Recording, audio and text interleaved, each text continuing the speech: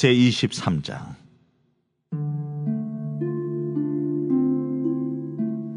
여호와께서 주위의 모든 원수들로부터 이스라엘을 쉬게 하신 지 오랜 후에 여호수아가 나이 많아 늙은지라. 여호수아가 온 이스라엘 곧 그들의 장로들과 수령들과 재판장들과 관리들을 불러다가 그들에게 이르되, 나는 나이가 많아 늙었도다. 너희의 하나님 여호와께서 너희를 위하여 이 모든 나라에 행하신 이 일을 너희가 다 보았거니와 너희의 하나님 여호와 그는 너희를 위하여 싸우신 이시니라. 보라, 내가 요단에서부터 해지는 쪽 대까지에 남아있는 나라들과 이미 멸한 모든 나라를 내가 너희를 위하여 제비 뽑아 너희의 지파에게 기업이 되게 하였느니라. 너희의 하나님 여호와 그가 너희 앞에서 그들을 쫓아내사 너희 목전에서 그들을 떠나게 하시리니 너희의 하나님 여호와께서 너희에게 말씀하신 대로 너희가 그 땅을 차지할 것이라. 그러므로 너희는 크게 힘써 모세의 율법책에 기록된 것을 다 지켜 행하라. 그것을 떠나 우로나 좌로나 치우치지 말라. 너희 중에 남아있는 이 민족들 중에 들어가지 말라. 그들의 신들의 이름을 부르지 말라. 그것들을 가리켜 맹세하지 말라. 또 그것을 섬겨서 그것들에게 절하지 말라. 오직 너희의 하나님 여호와께 가까이 하기를 오늘까지 행한 것 같이 하라. 이는 여호와께서 강대한 나라들을 너희의 앞에서 쫓아내셨으므로 오늘까지 너희에게 맞선 자가 하나도 없었느니라. 너희 중 한 사람이 1000명을 쫓으리니 이는 너희 하나님 여호와 그가 너희에게 말씀하신 것 같이 너희를 위하여 싸우심이라. 그러므로 스스로 조심하여 너희의 하나님 여호와를 사랑하라. 할렐루야. 오늘 거룩한 주일 예배에 나오신 여러분 한 사람 한 사람에게 주님의 크고 놀라운 은혜와 복이 넘쳐나시길 간절히 소망합니다. 그러한 마음으로 여러분들과 인사할까요? 주님의 이름으로 사랑합니다. 축복합니다. 인사하시죠. 특별히 여러분들 삶 가운데 항상 강건하시길 소망합니다. 오늘은 가정에 대한 설교 연속 설교 3번째 시간입니다. 그래서 우리 자손에게 남길 것이라고 하는 말씀으로 같이 은혜를 나누고자 합니다. 오늘 읽은 성경을 같이 읽은 본문을 보면 여호수아가 이제 나이가 지긋이 들어서 후손들에게 하는 유언과 같은 내용이겠죠. 그런데 이 본문의 말씀의 배경을 잘 살펴보면 또 이 말씀이 선포된 때는 언제였을까? 모세가 이제 유언하던 때보다는 그 이후입니다. 이제 바벨론이라고 하는 강대국에 의해서 남유다가 멸망을 당하고 포로 시대가 된 그 배경입니다. 그러니까 여호수아서를 읽은 그 독자들은 바로 포로 상황 가운데 힘든 여정 중에 있던 이스라엘 백성들이겠죠. 그래서 본문이 미래의 내용으로 우리가 기록되어 있지만 이것을 읽는 독자들에게는 이미 피눈물 흘리며 이제 겪은 역사의 현실이기도 했습니다. 이스라엘 백성은 이미 축복과 저주를 모두 경험한 거죠. 그래서 이스라엘 백성들이 왜 그토록 무서운 만국의 저주를 받아들일 수밖에 없었는가를 이 유언에서 우리에게 설명을 해주고 있습니다. 그래서 하나님의 백성은 그 저주와 심판 속에서 다시 한번 하나님의 음성을 듣게 되는 거죠. 우리가 왜 이렇게 포로로 끌려와서 어려움 당할 수밖에 없었을까 생각해 보니까 모세의 유언 또 여호수아의 유언들을 우리가 소홀히 했다라는 것을 깨닫게 된 거죠. 그러므로 주님께서 깨닫는 것은 무엇일까요? 이 속에서 하나님의 음성을 듣게 하시는 겁니다. 하나님의 백성은 하늘의 음성, 하나님의 음성을 듣는 사람들입니다. 모세가 들었고 사울이 듣고 바울이 되었습니다. 그 음성을 듣고 오늘 우리들이 이 험한 세상 축복의 삶을 나아가시는 여러분 모두가 되시길 간절히 소망합니다. 그러므로 우리에게 주시는 것이 무엇일까요? 너희들 포로로 망했어, 이제 이 어려움 당한 거야, 이것이 아니라 회복의 기회를 주시는 거죠. 다시 너희들이 회복할 수 있다. 이것이 바로 우리에게는 기회고 우리가 쉽게 말하는 은혜라는 것입니다. 저는 오늘 이 시대가 어렵고 힘든 시대이지만 분명히 하나님께서는 이 시대 속에서 우리에게 주시는 기회가 있고 은혜가 있을 줄로 믿습니다. 그래서 오늘 본문의 말씀을 통해서 이 기회를 어떻게 우리가 선용해야 될까 깨닫는 시간 되시길 간절히 소망합니다. 오늘 본문의 배경을 보면 역시 백전노장 여호수아의 고별사입니다. 그는 갈렙과 더불어 출애굽 제1세대들입니다. 그는 험난한 광야 생활과 치열한 가나안 정복 전쟁, 그리고 각 지파에게 땅을 이제 기업으로 분배하기까지 그 막중한 사명을 위대한 신앙과 충성으로 감당해 왔습니다. 그 후 이제 20년 정도의 세월이 지나서 여호수아도 벌써 105세가 되었습니다. 여호수아가 이제 110세에 세상을 떠나기 전 이제 이스라엘의 70인 장로들 또 지도자들과 재판장들과 관리들을 불러다가 마지막 훈계의 내용이 바로 오늘 본문 23장 또 그 이후에 24장입니다. 그것을 한마디로 요약하면 이제 모세가 죽기 전에 모압 평지에서 이스라엘 백성을 훈계한 신명기와 같이 이제 과거의 역사를 회고하면서 자신의 체험을 근거해서 백성이 이 하나님의 율법을 준수하라라는 거죠. 그러니까 마지막 후손들에게 전해주고 싶은 메시지, 복받은 민족 후손이 되기 위한 삶, 그 간절함의 유언이 오늘 이 여호수아의 말씀을 통해서 담겨져 있다는 거죠. 그렇다면 우리가 이 가정의 달, 여러분들은 마지막 유언을 자녀들에게 한다면 여러분 우리에게 맡겨진 자녀손들에게 무엇을 남길 것입니까? 오늘 말씀을 통해 들려주시는 하나님의 음성을 다 함께 듣고 깨달음을 통해서 자녀들에게 무엇을 줄 것인가를 결단하는 시간 되시길 간절히 소망합니다. 그래서 오늘 말씀은 바로 오늘날 우리들에게 주시는 메시지라는 거죠. 그러니까 우리들이 나는 자녀들 다 키웠어, 나 자녀들 이제 장성했어, 결혼도 했어, 뭐 손주까지 다 있어, 그것으로 끝나는 것이 아니라 어떤 의미냐면 하나님의 말씀은 바로 오늘날 우리가 끝난 것이 아니라 바로 다음 세대 믿음의 3대 4대까지 이어진다는 것을 우리가 깨달으셔야 된다는 것입니다.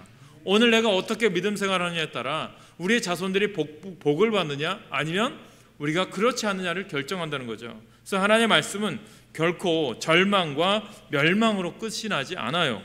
어떤 경우에도 파산 선고가 없습니다.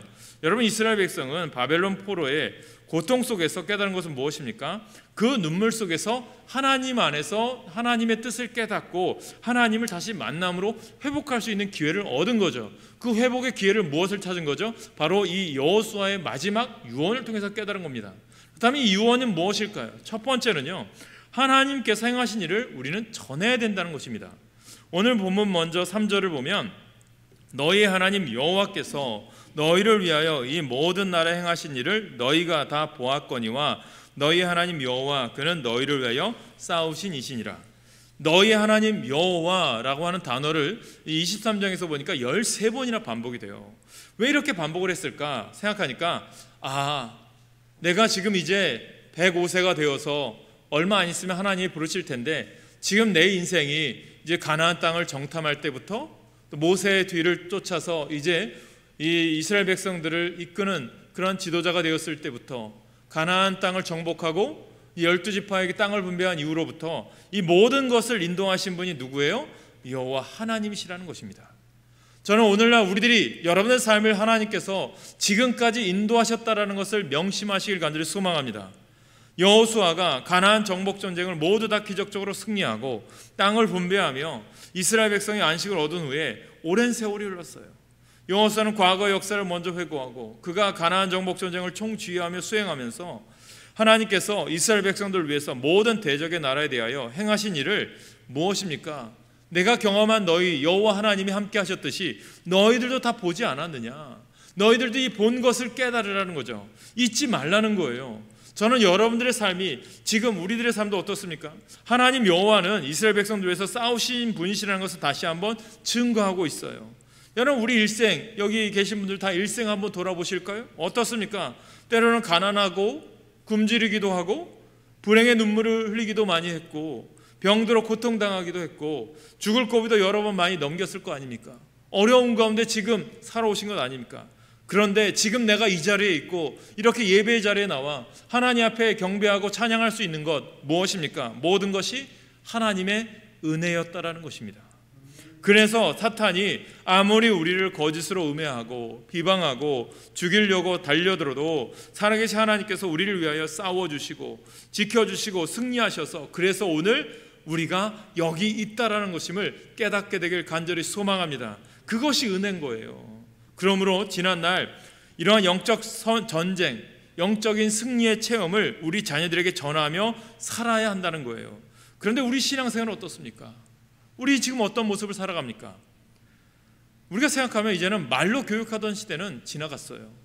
삶의 본이 되지 않으면 아무런 감동도 없습니다. 사회심리학자인 알베르트 벤두라라는 박사가 있었습니다. 이 사람이 이런 말을 해요. 자녀 양육에서 가장 감동적이고 효과적인 방법은 모델링이다 라는 말이 있어요. 자녀들은 어른들을 따라하게 되어 있습니다. 자녀들은 아이의 거울이라 어른들의 거울이라고 얘기합니다. 여러분, 이 사람이 한 실험을 해요. 어떤 실험이냐면 이제 보보 인형 실험이라는 게 있어요. 이 오뚜기 같은 인형인데요. 어떤 실험을 했냐면 아이들과 어른들이 같이 있는데 어른들 먼저 이제 실험을 한 거예요. 어른들한테 이제 명령을 한 거예요. 저 오뚜기 같은 인형을 한번 10분 동안 계속 때리십시오라고 훈련을 시킨 거예요. 그러니까 때려도 쓰고 때려도 서겠죠. 그러고 나서 아이들에게 야, 너 저 인형 갖고 뭐 하고 싶니? 라고 해서 아이들한테 인형을 갖고 이제 할 수 있는 것을 해보라고 시켰어요. 그랬더니 아이들이 100이면 100 모두가 다 어른들이 하는 행동을 똑같이 따라하더라는 거예요. 인형을 때리기 시작합니다. 자녀들은 어른들을 따라하게 되어 있습니다. 여러분, 우리 부모가 자녀들에게 얼마나 모범적인 신앙생활을 하고 있느냐는 것입니다. 얼마나 성령님이 충만하게 역사하신 영적인 체험을 하고 있느냐는 거예요. 얼마나 이 신앙의 체험을 자녀들에게 우리는 전하고 있느냐. 우리 일생 가운데 주님께서 그토록 놀랍게 행하신 일들을 가슴에 묻어두고 지나쳐 버린다면 그것은 무슨 의미가 있겠습니까? 우리가 이러한 놀라운 영적 체험을 통해서 우리가 깨달은 것은 무엇입니까? 모세가 신명기 4장 9절에서 우리에게 주신 말씀처럼 우리 같이 읽을까요? 신명기 4장 9절 시작. 오직 너는 스스로 상가며 내 마음을 힘써 지키라. 그리하여 내가 눈으로 본 그 일들을 잊어버리지 말라. 내가 생존하는 날 동안에 그 일들이 내 마음에서 떠나지 않도록 조심하라. 너는 그 일들을 내 아들들과 내 자손들에게 알게 하라. 우리 부모님들 향해서 명령하고 있는 거예요. 그러면 우리가 어떻게 우리 자손들에게 하나님께서 행하신 일을 전할 수 있겠습니까? 여러분, 우리 자녀들에게 재산이나 명예나 세상적인 유산을 물려주려고 하지 말고 지금까지 하나님께서 행하신 신앙의 체험들을 자손들에게 들려주며 그들로 우리의 신앙을 이어가게 할 뿐만 아니라 할 수만 있다면 힘이 들어도 우리의 일생을 정리하여 하나님께서 부모의 삶 가운데 어떻게 행하셨는가를 기록한 신앙의 간증을 물려줄 수 있는 성경책, 오래된 성경책 아니면 여러분들의 간증의 일기 이런 것들을 아이들에게 물려줄 수 있기를 간절히 소망합니다. 여러분, 여호수아서를 쓰여진 배경이 뭘까요? 포로기 시대예요. 어려운 상황이에요. 너희들 끝났어가 아니에요. 너희들이 이 말씀으로 나아가면 분명히 하나님께서 너희들 지키시고 회복시키실 거야. 그 회복의 메시지를 우리에게 들려주는 것 아닙니까? 분명히 하나님께서 놀라운 일들을 행하실 뿐만 아니라 그들도 우리의 뒤를 이어 신실한 믿음의 일꾼들로 일어서게 할 줄 분명히 믿으시길 간절히 축원합니다. 그 믿음인 거예요. 그러면 이렇게 성경을 통해서 남기신 이유는 자손들에게 끊임없이 읽게 하고 깨닫게 하시는 거죠. 두 번째는 하나님의 말씀을 지켜 행하도록 해야 한다는 거예요. 계속해서 본문 6절 말씀을 보면 그러므로 너희는 크게 힘써 모세 율법책에 기록된 것을 다 지켜 행하라. 그것을 떠나 우로나 좌로나 치우치지 말라라고 말씀합니다. 여호수아는 요단강에서 지중해까지 가나안 전체를 정복하고 제비 뽑아서 이스라엘 백성들에게 이제 지파별로 기업을 나눠줬잖아요.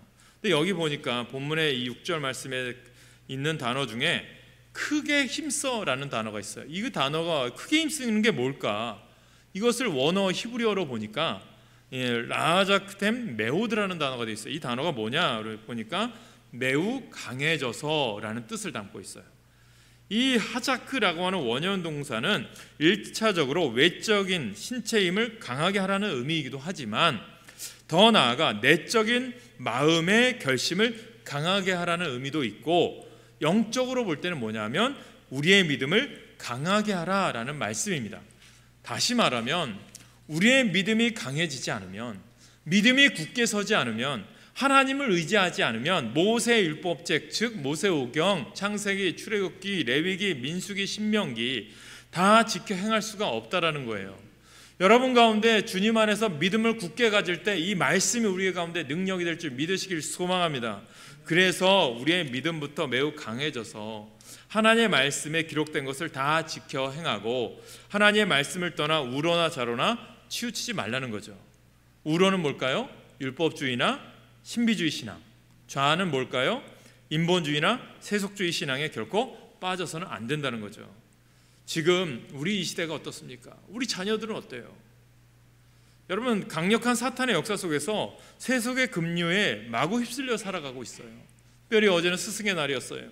참 예전에는 스승의 날 하면 뭐 학교에서든 뭐 이렇게 많이 했는데 요즘은 그렇지 못하는 게 좀 안타깝지는 하지만, 여러분들이 감사하는 것은 우리 교회가 그래도 아이들을 가르칠 수 있는 선생님들이 계시다는 것에 감사하십시오.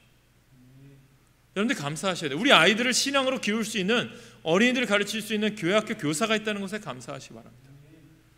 지금 우리 주위에 접한 교육 환경은 어떻습니까? 무조건 성적 위주, 입시 지옥에서 학업의 스트레스, 이런 게 많아요. 이게 인터넷 강의를 듣는데 보니까 이러한 입시 지옥과 같은 나라가 있어요. 어느 나라 보니까 중국, 한국, 일본 세 나라는 정말 입시가 지옥 같대요. 그런데 그 중에도 이제 이 고3 수험생들을 대상으로 설문을 했대요. 중국, 한국, 일본. 그런데 보니까 가장 아이들이 내가 사는 것이 지금 지옥 같다라고 평가한 애들이 중국과 한국이 최고예요. 그나마 일본은 내 미래를 위해서 준비한다는 것에 대해서 있더라고요. 자, 이런 사회 속에 살아가요. 입시 지옥과 같은 시대. 정말 이것이 우리 다음 세대에 주어져야 될 것인가? 우리 아이들이 꿈을 펼칠 수 있고 세계를 향해 나갈 수 있는 꿈을 우리가 심어줘야 되잖아요.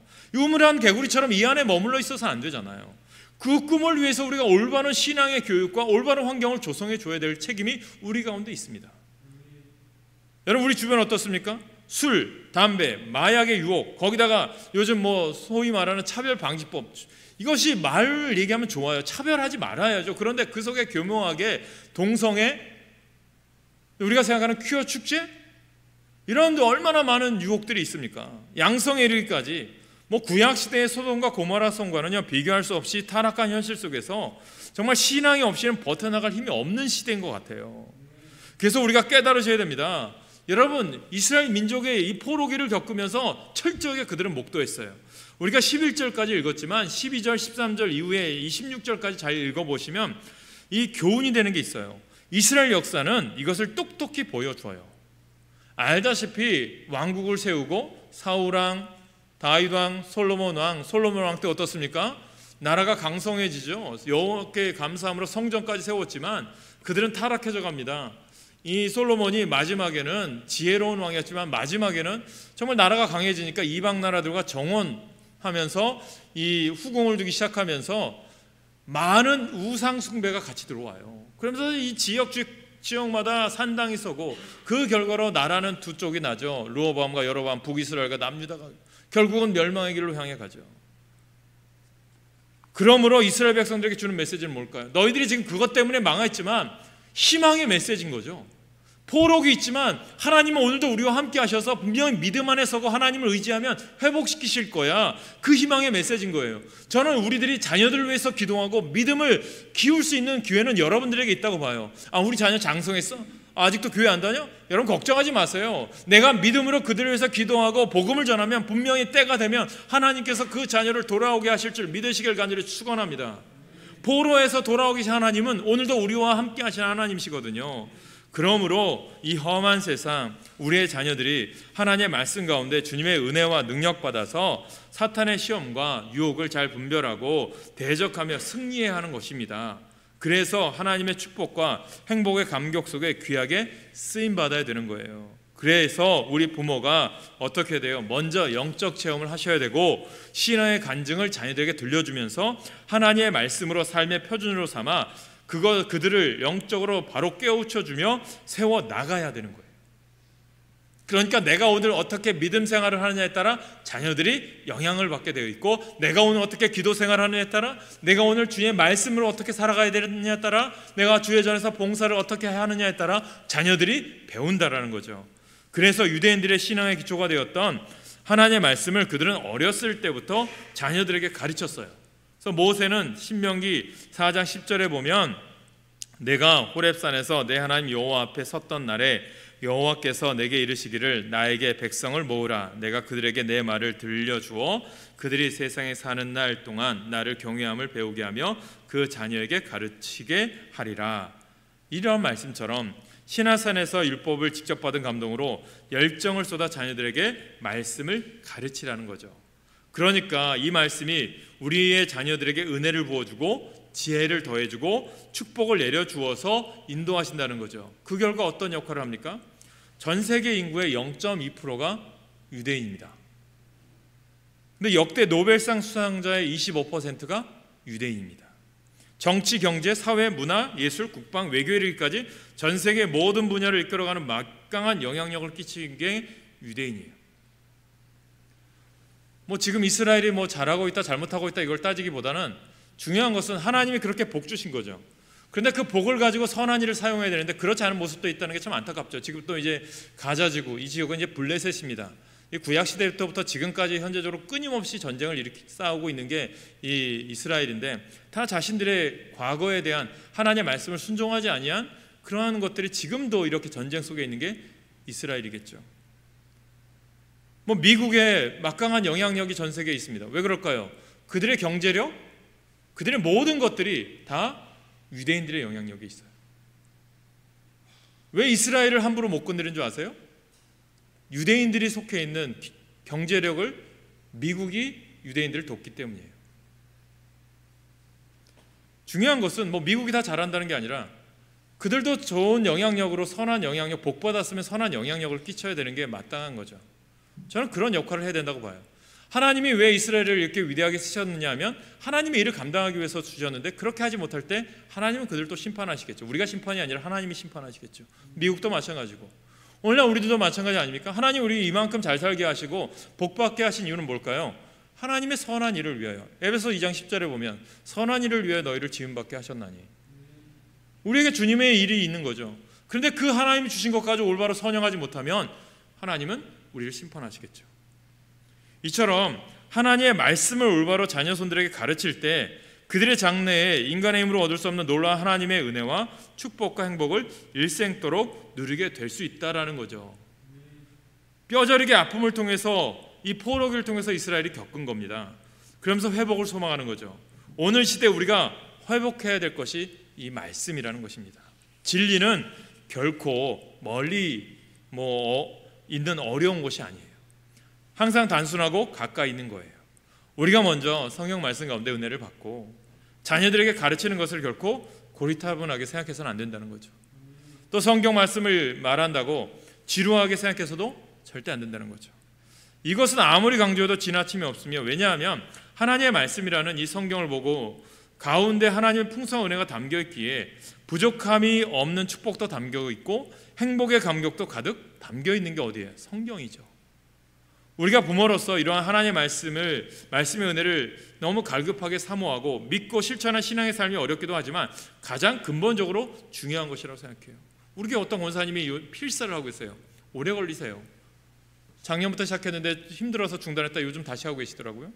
근데 그분이 그 소망이 그거래요. 신방을 갔는데 필사에서 이 성경을 다 쓰면 손주에게 주고 싶다는 거예요. 감사하다고 하죠. 그 가정 하나님이 복 주실 겁니다. 오늘부터라도 우리의 자녀들과 하나님께 감사 찬양과 하나님 말씀의 은혜를 함께 나누고 자녀들을 위해서 축복 기도해 주세요. 부모는 축복의 권한이 있어요.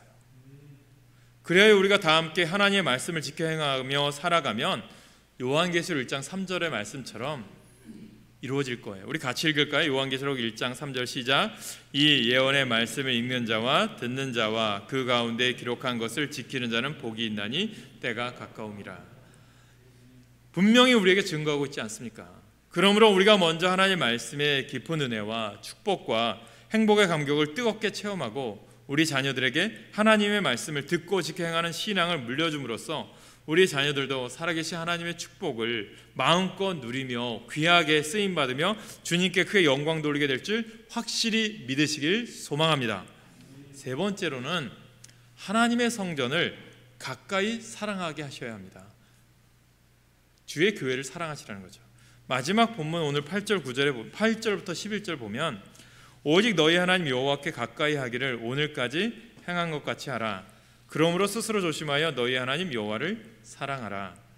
여호수아는 이스라엘 백성들 향하여 그들이 가나안 땅에서도 이방 민족들 중에 들어가지 말고 그들의 신들의 이름을 부르지 말고 그것들을 가리켜 맹세하지도 말고 그것들을 섬겨서 절하지 말고 오직 너희 하나님 여호와를 가까이 하기를 너희 조상들이 오늘까지 행한 것 같이 행하라고 명령하죠. 그렇게 하면 어떤 축복을 주세요? 오늘 본문에 보잖아요. 한 사람이 1000명을 쫓으리니 1000명이 따르는 축복을 주시겠다는 거예요. 일기당천이라죠. 이는 너희 하나님 여호와께서 너에게 말씀하신 것 같이 너희를 위하여 싸우심이라고 증거하면서 그러므로 스스로 근심하여 너희 하나님 여호와를 사랑하라고 명령하시는 거죠. 그러면서 우리가 하나님 여호와를 사랑하는 길은 그의 성전에 열심히 나와서 예배를 드리면서 가장 먼저 하나님이 기뻐하시는 예배를 드릴 때 비로소 하나님의 복을 누릴 수 있습니다 라는 명령이죠. 그것이 축복의 통로가 된다는 거예요. 사랑하는 여러분, 유대인들이 오늘날까지 이처럼 기적적인 축복을 누리게 된 근거는 하나님의 말씀을 자녀들과 나누며 살아간 것도 있지만 또 하나의 근거는 하나님의 성전을 가까이 하는 신앙이었어요. 이 신앙이 있던 거죠. 이것은 우리에게 주는 교훈이 있어요. 코로나 시대도 마찬가지죠. 이스라엘이 로마에 의해서 이제 예루살렘 성이 포위됩니다. 철저하게 이제 마지막 저항을 했죠. 그때 이제 마사다 전투나 뭐 여러 가지 저항이 있으면서 독립하고자 했는데 이제 안 되겠다 싶어서 예루살렘 성을 로마의 장군이 와서 둘러쌉니다. 사면 초가가 된 거예요. 그럴 때 지혜로운 사람이 있었어요. 요하난 벤 자카이라고 하는 유대인 랍비가 있습니다. 이 랍비가 보니까 이제 로마인들이 이 성을 쳐들어오면 성전이고 뭐고 다 무너지고 다 회파될 텐데 어떻게 해야 되는 것이 우리가 살아날 수 있는 길일까 이제 모색을 한 거죠. 이제 로마군이 다 예루살렘 성을 포위했으니까 아무도 빠져나가지 못하게 한 거예요. 항복하지 않으면 살려주지 않는 거죠. 그래서 안 되겠다 싶어서 이 요하난 벤 자카이 랍비가 자기가 죽은 것처럼 위장을 합니다. 그래서 장례 행렬인 것처럼 해서 성 밖을 빠져나가요. 그리고 나서 이 예루살렘 성을 둘러싼 로마 장군을 찾아갑니다. 장군에게 내가 지혜로운 랍비로서 당신에게 예언을 해드리겠습니다 라면서 이런 얘기를 해주는 거예요. 당신은 이 예루살렘 성을 정복할 것이고 아마 그 전공 때문에 로마 제국이 지금 왕권 때문에 혼란스러운데 당신은 그 전공 때문에 많은 사람들의 인기를 얻어 이제 로마의 황제가 될 것입니다. 그렇다면 이것이 황제로서 이루어지면 저에게 한 가지 소원만 들어주십시오 라고 부탁을 합니다. 이 장군도 긴가민가 했겠죠. 그래? 네 소원이 뭐냐? 이 랍비가 이런 얘기합니다. 예루살렘 성을 다 정복해도 하나만 남겨주십시오. 말씀을 가르칠 수 있는 회당 하나만 허락해 주십시오. 그러니까 그래? 그거 어렵지 않겠죠. 그 청을 들어줍니다. 그런데 보니까 전쟁이 끝나고 나서 로마가 혼란스럽다가 이제 이 장군이 로마의 황제가 됩니다. 그러고 나서 회당을 인정을 하죠. 그러고 나서 이 요하난 벤 자카이가 회당에서 무엇을 가르치냐? 하나님의 말씀을 가르치기 시작합니다. 그것이 로마가 무너진 지 2000년이 지난 이후에 유대인들이 다시 1948년에 지금의 땅에서 독립할 수 있는 계기가 된 거예요. 민족성이 살아있는 거죠. 2000년이나 넘게 나라를 얘기한 3000년이나 넘게 나라가 없던 나라가 다시 생겨나게 된 배경이 된 거죠. 신앙이라는 게 그렇습니다. 믿음이라는 게 그렇습니다. 그만큼 하나님 앞에 말씀으로, 그러니까 우리들이 중요한 게 여기에 있어요. 내가 오늘 우리 가정에서든 여러분들이 예배를 온전히 하나님 앞에 드리는 삶을 살아가고 있다면 하나님께서 회복하실 때를 허락하실 줄 믿으시길 축원합니다. 그것이요, 우리에게 비로소 복을 누릴 수 있는 축복이 되는 거예요. 우리는 비록 지금 코로나19라고 하는 세계적인 대유행병 팬데믹으로 인해서 두려움에 빠져서 주님의 성전에 나오기도 힘들어하는 시대를 살고 있어요. 우리가 하나님보다 코로나19를 더 두려워하고 아무리 세상적으로 애쓴다 수고한다 해도 인간적으로 이겨나갈 수 있는 것은 아무것도 없어요. 오히려 우리가 주님으로부터 멀어질수록 하나님의 사랑이 식어지고 은혜가 메마르고 축복이 사라지고 행복을 다 잃어버리고 만다는 것을 깨달으셔야 됩니다. 여러분, 물을 떠난 물고기와 같은 인생이 되어서 혼자 파닥거리다가 스스로 지쳐서 인생을 끝내고 마는 삶을 살면 안 된다라고 하는 거예요. 어려울수록 주님을 찾는 믿음이 있기를 간절히 축원합니다. 은혜를 준비할 수 있는 수단은 많아요. 은혜를 받을 수 있는 수단은 많아요. 말씀을 가까이 할 수 있는 것은 많아요. 그런데 우리가 하지 않아요. 여러분, 코로나로 인해서 교회에 나오지 못하는 것을 핑계삼아 믿음 생활을 게으리하지 마세요. 주님과 함께 할 수 있는 시간을 반드시 여러분들 만드셔서 하나님의 뜻을 이뤄가는 삶을 사시길 간절히 축원합니다. 어떻게 보면 코로나는 우리를 테스트하는 것 같아요. 이 테스트에서 이기시길, 합격받으시길 간절히 소망합니다. 그러므로 우리가 결탄코 모이기를 패하는 사람들 절대 따라하지 마시고 어렵고 힘들수록 살아계신 주님 앞에 예배드리며 하나님을 기쁘게 해드린다면 그때 놀라우신 주님의 은혜가 임하고 기적의 능력이 나타나고 놀라운 축복을 누리고 행복의 감격을 누리게 될 줄 믿으시길 축원합니다. 그러므로 오늘 내가 어떻게 믿음 생활하느냐가 중요하다니까요. 우리의 신앙의 모범을 따라 우리의 사랑하는 자녀들도 하나님의 성전을 가까이하여 사랑하게 하셔야 된다는 거예요. 그리할 때 시편 73편 28절에 보면 하나님께 가까이함이 내게 복이라. 내가 주 여호와를 나의 피난처로 삼아 주의 모든 행적을 전파하리이다. 이 고백이 우리의 고백이 되시길 소망합니다. 바로 그 신앙이 우리의 신앙이 되고 바로 그 실천이 우리의 실천이 되어서 주님의 기적적인 축복이 우리의 축복이 되는 거예요. 그러므로 우리 자녀들에게 양손에 성경과 성전의 두 기둥을 붙잡고 일어서게 해야 됩니다. 지금부터 155년 전인 1866년 대동강변에 로버트 토머스의 선교사가 자기가 죽어가면서 던진 성경 하나가 순교의 피가 뿌러지고 이 땅에 복음이 전해진 이후 138년 전인 1883년 이 땅의 최초의 교회인 황해도 소래마을에 초가집 예배당인 소래교회가 세워졌어요. 그리고 1885년 세문안교회, 정동제일교회, 인천의 내리교회 등이 세워졌어요. 그리고 전국 방방곡곡의 선교사님들 통해서 교회가 세워졌어요.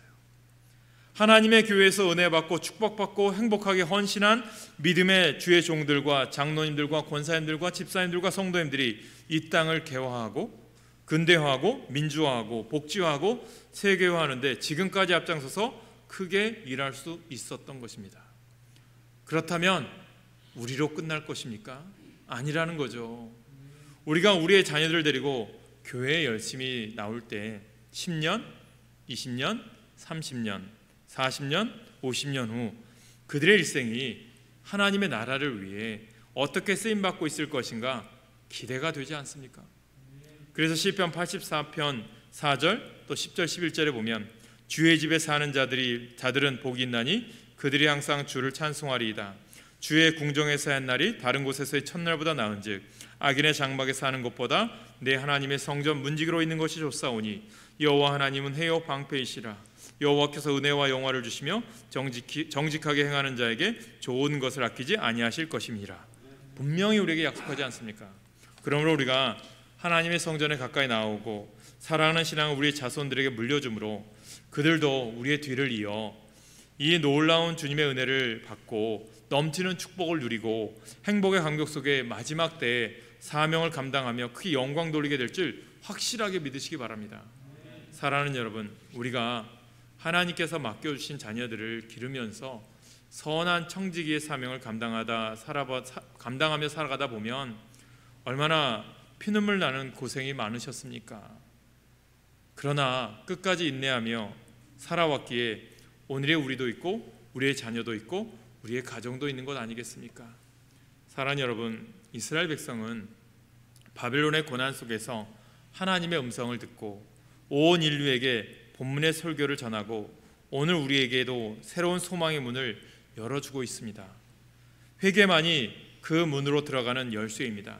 고난 속에는 반드시 구원의 소망이 있습니다. 그 소망이 우리에게는 은혜입니다. 큰 고난과 시험 속에는 하늘의 은혜와 새로운 음성이 있습니다. 그 음성을 향하여 개방된 자에게는 반드시 새로운 소망, 더 밝은 미래가 우리 가운데 있을 줄 믿습니다.